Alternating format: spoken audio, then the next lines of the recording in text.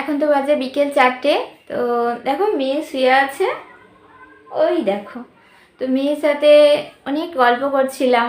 তো অনেক দিন পর নয়, মানে সাধারণত মেয়ে এইভাবে চুপ করে থাকে না। তো বুঝতেই পারছো তো আমার সন্তান কীরকম, তো আমি আগেই শেয়ার করেছি। তো ও তো স্থির হয়ে থাকে না। তো অনেকক্ষণ ধরে না শুয়ে ওর সাথে গল্প করছিলাম একটু। আর গল্প করতে করতে না চোখের কোণে জল চলে এসেছে। আসলে ও এত চুপ করে আছে আর এত ভালো লাগছে, একটা সঙ্গী, গল্প করার সঙ্গী পেলে কার না ভালো লাগে বলো। তো দেখো দুজনে গল্প করছিলাম। আর হ্যাঁ, কি গল্প করছিলাম তাও আবার সেটাও বলি। তো ঈশ্বরের মণ্ডলী যায় তো ওইখানে মানে যা হয় আর কি, ঈশ্বরের সম্বন্ধে যা আলোচনা হয়, যা আমরা শিখেছি, যা জেনেছি, তো ওই মেয়ের সাথে একটু আলোচনা করছিলাম। আর কাকে বলবো বলো। তো মেয়ে আর আমি যাই। তো কি হলো, এই দেখো দুষ্টুমি শুরু হয়ে গেছে। ও আমার তিলটা ধরে তুলবে রে। উফ, এটা করে কেউ বাবা? চলো তুমি কি কি আমার সাথে গল্প করলে একটু বলো তো শোনা, বলো তো। অনেকক্ষণ ধরে মা মেয়ে শুয়ে গল্প করছি। তো তোমরা তো বুঝতে পারবে না তো মেয়ে কতটা শুনলো আমার কাছ থেকে, সেটা তো আমিই জানি শুধু। ও অনেক বুঝেছে, অনেকটা বুঝে গেছে মা কি বলেছে আমাকে, মা আমাকে কি বলতে চেয়েছে। তো ঈশ্বর তো এইভাবেই আমাদেরকে আশীর্বাদ করছেন, আর নিশ্চয়ই তোমাদেরকেও আশীর্বাদ করবেন। তোমরা যদি কেউ অসুস্থ থাকো, ঈশ্বরের ওপর ভরসা রাখো, নিশ্চয়ই সকল কিছু একদিন সুন্দর হবেই। তো ব্যাস, আবার পরে আসবো, এতটুকুই শেয়ার করলাম। তো চলো মেয়ের সাথে আরও অনেকক্ষণ গল্প করি, ঠিক আছে? তো মেয়ের সাথে তো অনেক গল্প করা হয়ে গেল, এখন ও একটু বাইরে ঘুরছে।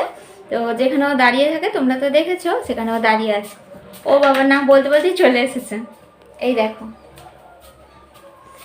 তো যেটা তোমাদেরকে বলছিলাম, মানে তোমাদের সাথে শেয়ার করছিলাম যে সত্যি ঈশ্বরের কথা বলছি বারবার, তোমরা আবার ভাবে যে কি হলো এমন যে আমি বারবার আজকে ঈশ্বরের কথা বলছি। আসলে সত্যি আমরা অনেক সময় কি ঈশ্বরকে দোষ দিই যে উনি আমার কপালে এইসব লিখলেন, আমাকে এইসব দিলেন। দেখো আমরা অনেক সময় দোষারোপ করি। আর আমি তো অনেক ভিডিও ছেড়েছি, তো কখনো যদি কোনো ভিডিওতে বলে থাকি যে ঈশ্বর আমার এতটা খারাপ করলো কেন, তো যদি বলে থাকি তো আমি আজকে ঈশ্বরের কাছে ক্ষমা চেয়ে নেব। তো হে ঈশ্বর আমাকে ক্ষমা করে দিন, প্রভু আমাকে ক্ষমা করে দিন। আর আমি জানি উনি আমাকে নিশ্চয়ই ক্ষমা করে দেবেন। আসলে কি বলতো, আমরা বিপদে পড়লে, মানে এমনই বিপদের সামনে পড়ি, আমরা ঠিকভাবে ঈশ্বরকে ডাকতে পারি না, মানে ওনার কাছে চাইতে পারি না, ওনার কাছে প্রার্থনা করতে পারি না সঠিকভাবে। সেই জন্য হয়তো আমাদের যে চাওয়া সেটা পূরণ হয় না। সঠিকভাবে প্রার্থনা যদি করি তবেই তো উনি আমাদেরকে দেবেন, তাই না? তো আর কেন বলছি, কারণ আমার তো জীবনে অনেক কিছু পরিবর্তন হয়েছে। আমি তো মণ্ডলী যাই, তো ঈশ্বরের কাছে অনেক অনেক কিছু চাই, সত্যি বলছি অনেক কিছু চাই, কারণ আমার চাওয়ার তো অনেক কিছু আছে না। এই সন্তানের জন্য আছে, আমার জন্য আছে, আমার পরিবারের জন্য চাওয়ার আছে, সবার জন্য চাই। তো তোমাদের সাথে তো অবশ্যই শেয়ার করব। তো আমি যা যা চেয়েছি কিছু তো পেয়েছি, সেই জন্যই হয়তো এই কথাগুলো বলছি। তো তোমাদের সাথে অবশ্যই শেয়ার করব আমার মেয়ের কতটা ইমপ্রুভ হয়েছে। তো তোমাদের সাথে ছোট্ট একটা শেয়ার করব। আশা করি ভিডিওটা শেষ পর্যন্ত দেখবে। আর যারা আমার চ্যানেলটা এখনও সাবস্ক্রাইব করোনি, অবশ্যই আশা করি পাশে থাকবে। তো তোমরাও সকলে সুস্থ থেকো, ভালো থেকো। ঈশ্বরের কাছে তো সদা সর্বদাই এই প্রার্থনা করি, সকল সন্তান সুস্থ থাকুক, ভালো থাকুক। মেয়ে কোনোদিনও কি একা একা রাস্তায় হাঁটতে পারবে? অনেক চিন্তা করে কাটিয়েছি, কিন্তু দেখো এখন কত সুন্দর একা একা হাঁটছে। 10 পা না হোক 2 পা তো হাঁটছে। তো এটাতেই কি আমার অনেক শান্তি। ও ঈশ্বর তো অনেক দিয়েছেন আমাকে। আর মেয়ে তো এতটাই হাইপার হয়ে গেছিলো যে মাথায় হাত দিতে দিত না, মানে গায়ে হাত দিতে দিত না, কত অস্থির থাকতো সব সময়। তো এখন দেখো অনেক শান্ত, কত সুন্দর আমি চুল বেঁধে দিচ্ছিলাম, তো কোনো কিচ্ছু করেনি, শান্ত হয়ে একদম চুপ করে বসেছিল।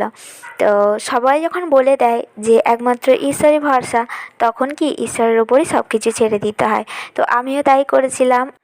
আর ঈশ্বর আমার মধ্যে একটা বিশাল বড় শক্তি দিয়েছিলেন, সেটা হলো ধৈর্য।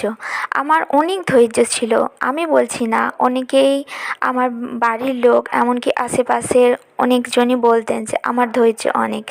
তো মেয়ে তো এতটাই অস্থির থাকতো, কান্না করতো, প্রচুর কান্না করতো, কিন্তু কোনোদিনও আমি মেয়ের গায়ে হাত দিইনি। কী করে হাত দেবো? ও তো বুঝে সুঝে বা জেনে বুঝে কিছু করছে না, না। আর আমি একটা নর্মাল মানুষে কিভাবে ওর ওপর খারাপ আচরণ করতে পারি?